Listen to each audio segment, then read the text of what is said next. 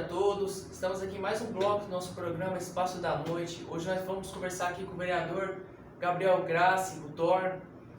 Antes de começar essa nossa conversa, eu quero apresentar a nossa patrocinadora oficial, a Cris Estúdio, fica na Rua 8, número 145A, Jardim Boa Vista.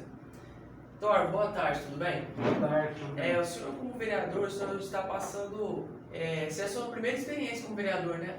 Primeira vez. E como o senhor está enfrentando o seu cargo como vereador em meio à pandemia? É um desafio muito grande, né? A gente fica no verdadeiro fogo cruzado. Entre a parte do que a ciência e alguns médicos falam, entre a parte do que as pessoas que precisam trabalhar também falam, né? É importante que a gente veja os dois lados, né? Eu, na minha opinião pessoal, acredito que o comércio não dissemine o vírus, né? Assim como qualquer lugar tem a transição de pessoas, tem sim, assim, a gente fala, pode ter alguém infectado ali, só que não é como numa festa, que acontece nessas festas clandestinas, por exemplo. Então, a gente vê que os comerciantes, assim, eles estão seguindo as restrições, né? Estão fazendo distanciamento. E alguns comerciantes até agradeceriam se tivesse muita gente, mas infelizmente não está tendo. Está levando à falência do nosso comércio, né? O senhor tem recebido pedidos, porque às vezes a população não entende, né, como que funciona as coisas. Alguns comerciantes já foi ao senhor pedir ajuda em relação à abertura dos comércios? Várias vezes, principalmente assim, no ano passado, onde era mais novo, que fechou mesmo, foi muito difícil, muitas lojas já fecharam mesmo. E é muito triste de ver uma pessoa vir e pedir para poder trabalhar, para poder trazer o alimento para dentro de casa, né?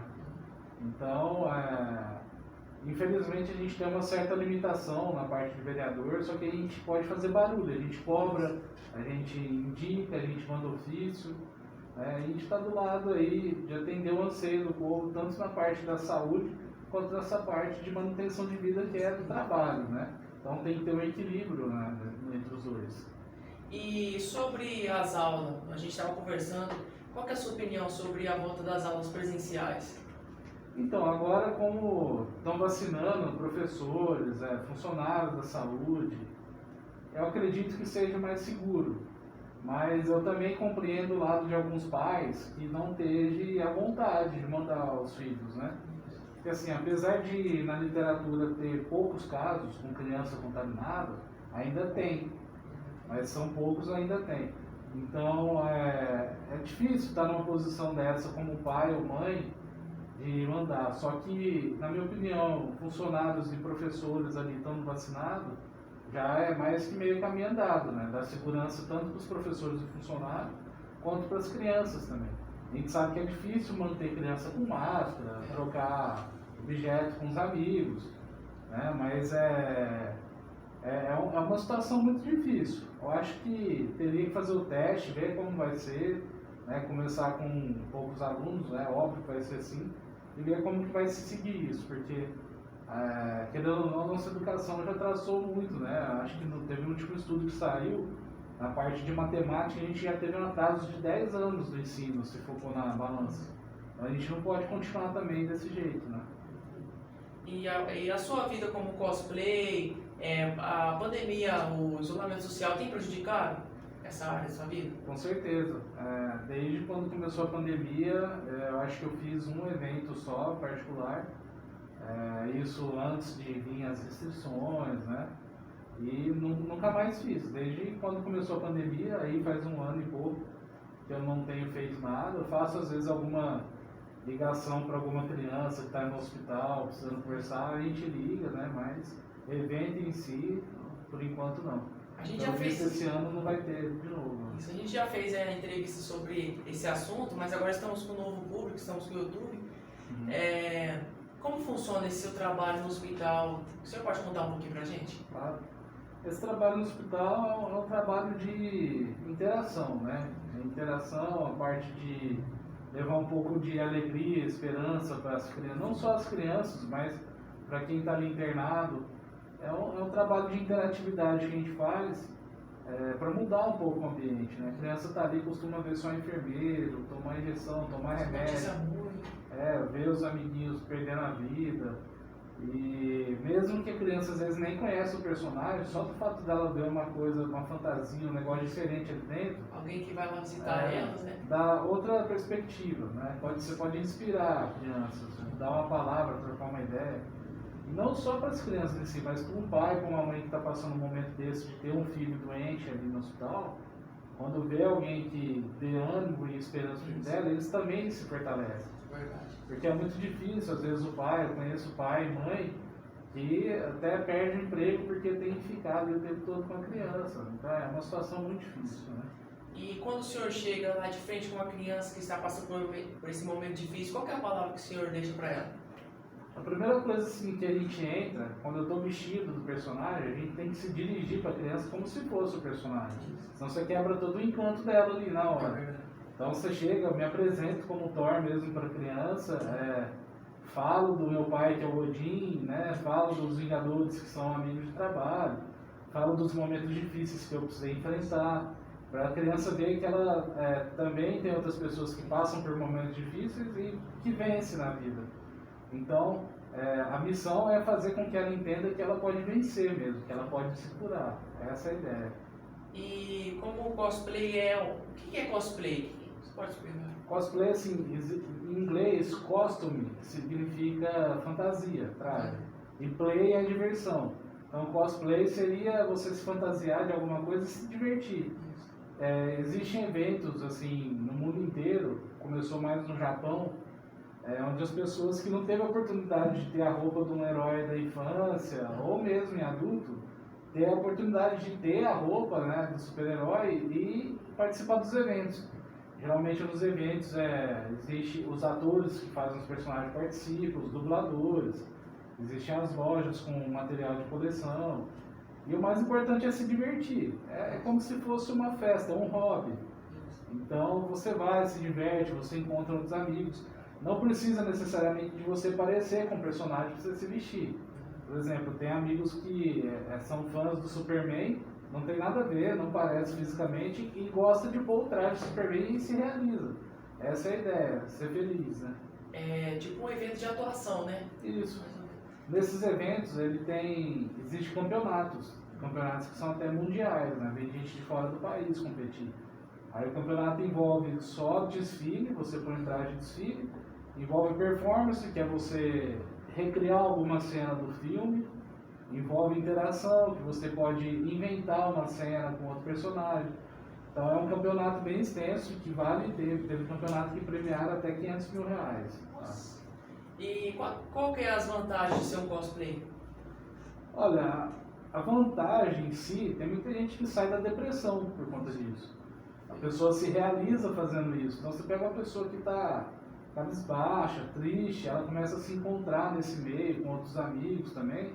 A vantagem é ser alegre. No mundo tão triste que a gente vive, você sair um pouco da realidade para ser feliz, bater um papo, conhecer gente nova, se unir com outras pessoas para visitar um hospital, por exemplo.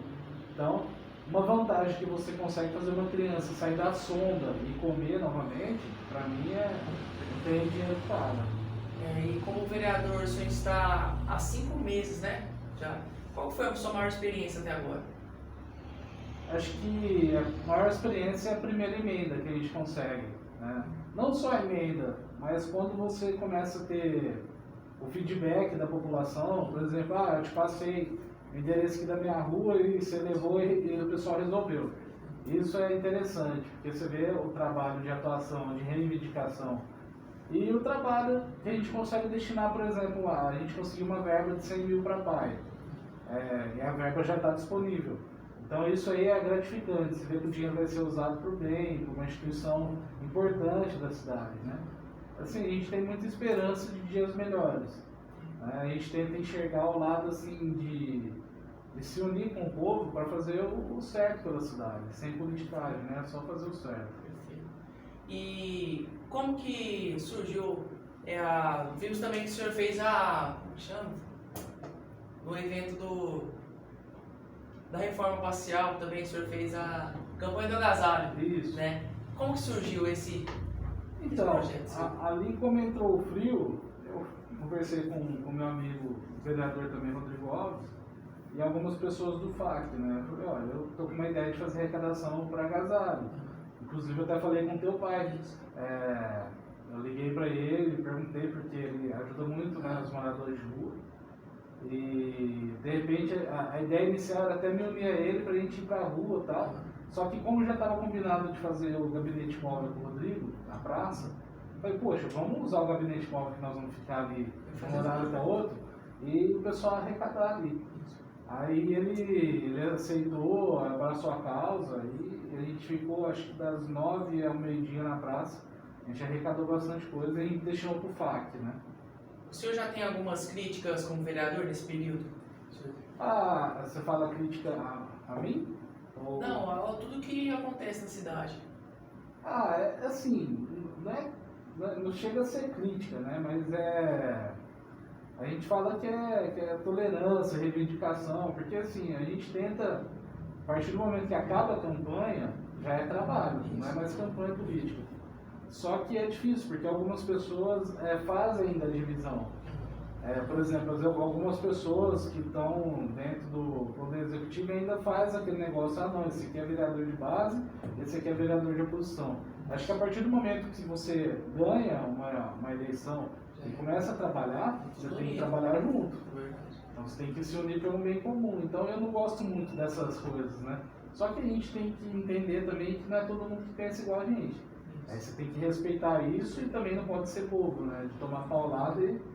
Mas a minha ideia, a minha intenção é trabalhar pela cidade, independente de qualquer coisa. O senhor também é fisioterapeuta, né? Sim. E como surgiu essa profissão na sua vida? Quando eu quebrei a perna, eu tinha 13 anos de idade, eu precisei fazer muita fisioterapia para voltar a andar, né? E eu me apaixonei, sim, porque você consegue fazer uma mudança no teu corpo, você consegue ajudar a pessoa, você consegue transformar a vida dela, de pegar alguém cadeirante e fazer voltar a andar, por exemplo. Então foi daí que eu decidi que eu ia fazer a fisioterapia, fiz em Batatais e sou atuante até hoje. Eu atuo na parte de terapia manual e saúde da coluna. E entre as três profissões que o senhor está agora, entre os cosplay, né? Como vereador, que o senhor está como vereador, e como fisioterapeuta, qual que o senhor mais ama fazer? As três. As três? É difícil, porque muita gente faz essa pergunta, mas assim, eu gosto muito de ajudar as pessoas de diferentes formas. Por exemplo, seja levando alegria no hospital, seja tirando a dor nas costas de alguém, ou seja melhorando a cidade de outros aspectos. Então acho que os três se encaixam muito bem. Então é difícil você chegar e falar assim, não, você não vai ser mais cosplay, nem fisioterapeuta, só vereador. Acho que eu adoeceria, porque acho que eu acostumei tanto nessa... E eu não consigo sair mais. A não ser assim, que talvez amanhã ou depois eu encontre um compromisso maior, que absorva mais meu tempo. Aí precisa de dedicação. Mas por enquanto eu estou conseguindo manter essas três profissões. Perfeito. O senhor tem vontade futuramente em ser um prefeito? Essa é uma pergunta difícil. Porque assim, acho que é uma responsabilidade muito grande. Então você precisa se preparar muito, tanto na parte administrativa quanto psicológica.